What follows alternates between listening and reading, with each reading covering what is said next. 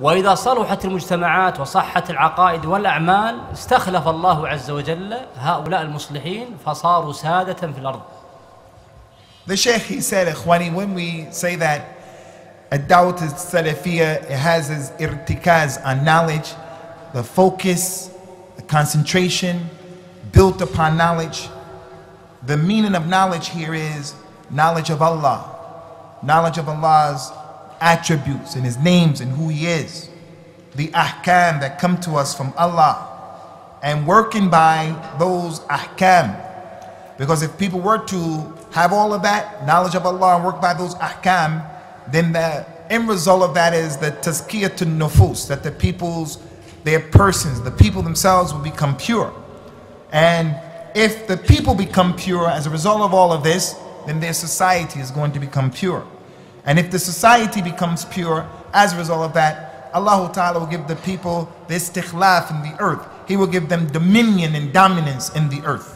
ولذلك قال تبارك وتعالى في آية عظيمة قد ذكرها الله في غير موضع من كتابه: هو الذي أرسل رسوله بالهدى ودين الحق، والهدى هو العلم النافع ودين الحق العمل الصالح، قال ليظهره على الدين كله. إذن لا يمكن أن يكون ظهور لهذه الأمة إلا إذا قامت هذه الأمة بهذين الأمرين: العلم النافع المستند إلى الكتاب والسنة، ثم العمل بهذا العلم والقيام به.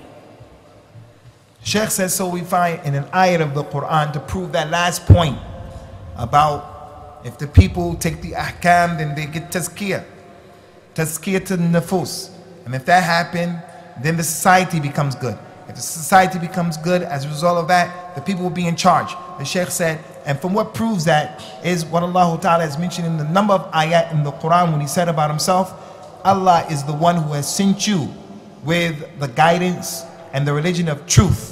And then He stopped there before completing the ayat and He said, here the Prophet was sent with al-huda and the deenul haq. He said that the huda here means knowledge, beneficial knowledge.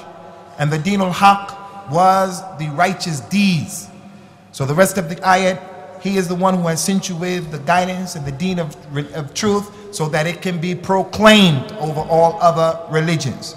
So the Sheikh said, it is not possible for the people to become in charge, this ummah of the earth, if they don't have these two issues that come from the kitab and the sunnah, that they don't have the beneficial knowledge and they don't have the righteous deeds that come along with the beneficial knowledge. وقال تبارك وتعالى: وعد الله الذين آمنوا منكم وعملوا الصالحات، إيمان وعمل صالح، ليستخلفنهم في الأرض كما استخلف الذين من قبلهم وليمنهم دينهم الذي ارتضى لهم وليبدلنهم من بعد خوفهم أمنا يعبدونني لا يشركون بي شيئا. أي دعوة قائمة على العلم والعمل به، ثم بين الله جل وعلا هذا العلم وهو العلم بالتوحيد والقيام بهذا التوحيد. Allah said in another ayat to prove the point again, verily Allah has promised those from amongst you who believe and who do righteous deeds that He's going to establish them in the earth as He established those who came before them, and that He is going to give them the tamkeen in the earth, and that they will worship Allah, that He will give them tamkeen in the earth after being afraid, and that Allah subhanahu wa ta'ala, that they will worship Allah and they won't be afraid of anyone but Allah. So this ayat is another ayat that shows and proves that the dawah, the conquering, and what happens when the people are in position, it has to happen with knowledge, and it has to happen with the good actions. And knowledge here is again about the tawheed of Allah Azza wa Jalla and worship Allah alone. وقال جل وعلا: هو الذي بعث في الأميين رسولا منهم يتلو عليهم آياته ويزكيهم ويعلمهم الكتاب والحكمة. ذكر الله جل وعلا المقصد من بعثة الرسل تلاوة الآيات، وهي العلم بالله جل وعلا بأحكامه، التي يترتب عليها تزكية النفوس وتطهيرها من الأدناس، ثم يترتب على ذلك أن يعلموا الكتاب والحكمة. الحكمة يراد بها السنة. إذن هذه الدعوة كلها تقوم على اتباع العلم والاستناد إلى العلم الذي جاء في الكتاب والسنة. In another ayat, Ikhwani, Allah Ta'ala mentioned to the Prophet sallallahu alaihi wasallam, he is the one who has sent to the unlettered people, unlearned people, the Ummiyin, a messenger from amongst them. He reads to them the ayat of Allah, and he purifies them with tazkiyah, and he teaches them the book and al-hikmah. The Shaykh, he went on to say, this ayat helps us to understand the goal and the objective of Allah Ta'ala sending the Nabi in the first place, sallallahu alayhi wasallam, was one, for him to read to the people the ayat. And when he reads to the people and they comprehend those ayat, then naturally the tazkiyah of the people is going to take place. And his job was to teach them the meaning of those ayat in the Quran and to teach them the hikmah. And he said that the hikmah that is mentioned in this ayat is talking about the sunnah. So this is another ayat that clearly shows that as-salafiyah is built upon, concentrating upon following knowledge and paying attention to knowledge. وذلك هذه الدعوة السلفية إذا قام بها أهلها فإنه يترتب عليها أمور ثلاثة. الأول تزكية النفوس وتطهيرها. الأمر الثاني عمارة الأرض بالعبادة لله جل وعلا والقيام بحقه تبارك وتعالى وهو الذي من أجله خلقنا. الأمر الثالث الاستخلاف والتمكين في هذه المعمورة. The Shaykh, he said, Ikhwani, that as-salafiyah, if the people who claim it, if the people who are upon it, if they practice it correctly, three things will come as a result. The first thing that will happen is that there will be the tazkiyah of their souls, the purification that will take place within them. The other thing is that the earth would be made so that the worship of Allah Ta'ala can take place. The imara of the earth is that the people are going to be worshiping Allah in the earth when the people who are Salafi start to practice Salafiyah correctly. He said, and the third thing that happens when the people will practice Salafiyah correctly, when that happens, then Allah Ta'ala will give the people the dominion and the power in the earth.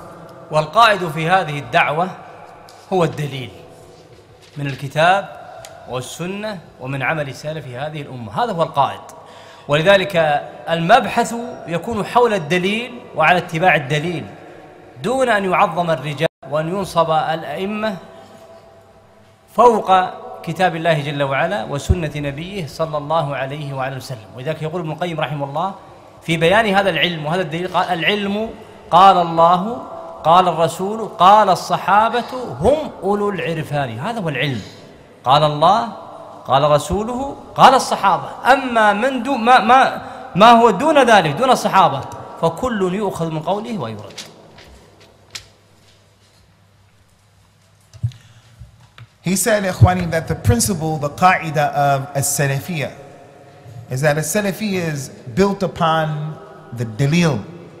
The focus of as-salafiyah is put an emphasis upon the proofs that come to us from the Quran, proofs that come to us from the Sunnah, and that come to us from the actions and the statements of the Salaf of the Ummah. So the goal and the objective for everyone is to look for this knowledge, to search for this proof. Where is the proof? And in the quest to search for the truth, we do not make people the ta'zeem of the men. We don't put people above the station. We don't put them above the Quran and the Sunnah. We don't put people where we give them a position that Al-Islam didn't allow. And for this reason, Shaykh al-Islam ibn al-Qayyim, in the line of poetry, and explaining knowledge. What is knowledge?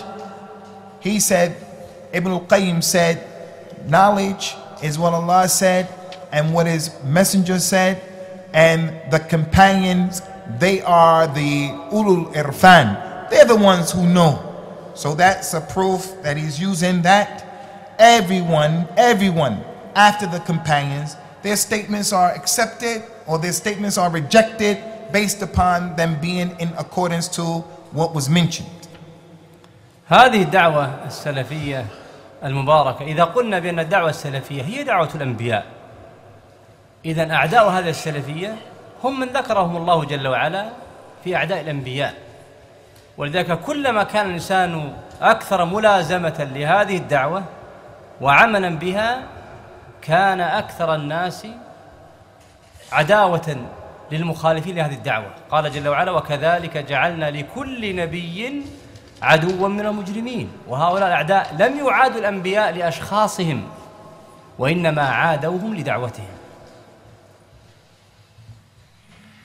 The Sheikh said, if we, as we've mentioned, the dawah al-Salafiyya is the dawah of the prophets. And if this is the case, then we should know that the prophets, they had enemies. And just as the prophets had enemies, as-Salafiyya has enemies similar to the prophets. And every time a person is holding on to a Salafiyya more, he'll find the enmity and animosity coming from the people who are against this dawah, just as we find with the enemies of the prophets before. Allah subhanahu wa ta'ala mentioned in the Quran, and for this reason we made, and also we made for every Nabi an enemy from the criminals. The Sheikh said they didn't take the prophets and have animosity towards them because of their persons, because of the individual person. He said no, not because of the ashkhas, but because of the dawah that they were upon. أما الشبهات التي تطرح حول الدعوة السلفية فهي كثيرة من أعداء الله جل وعلا، وهذه الشبهات أثيرت على الصحابة ومن بعد الصحابة وإلى يومنا، وهي شبهات متكررة وقد يكون منها ما هو متجدد. لكن أنا أحب في الحقيقة أن أشير إلى أشهر الشبهات التي تطرح حول هذه الدعوة وأجيب عليها بشكل مختصر لأن المقام لا يسمح أن نطيل. The Sheikh said now concerning the shubahat, the misunderstandings, the false notions that have been connected to a Salafiyya and misunderstood by certain people, we want to deal with that now. And in reality, they are many to talk about. And this is something that happened during the time of the companion, and it happened after them, all the way obviously up to this very day. Some of those shubahat, those false notions and misunderstandings, they are repetitive. They keep repeating themselves over and over. And some of them are new. He said what we want to do in reality today, inshallah ta'ala, is take this opportunity to talk about some of the more famous ones, because there's so many. And in talking about these famous ones, we'll mention them and then we'll explain them and we'll refute them. And we're going to do that in a concise way with ikhtisar, because the time doesn't allow for other than that. من الشبهات التي تطرح الدعوة السلفية أنه يقال بأن الدعوة السلفية دعوة تكفير وإرهاب وقتل وتدمير وتفجير. He said one of the shubahat is that some people say that a Salafiyya is the dawah of making takfir of people, excommunicating Muslims from Islam by saying you're not a Muslim anymore.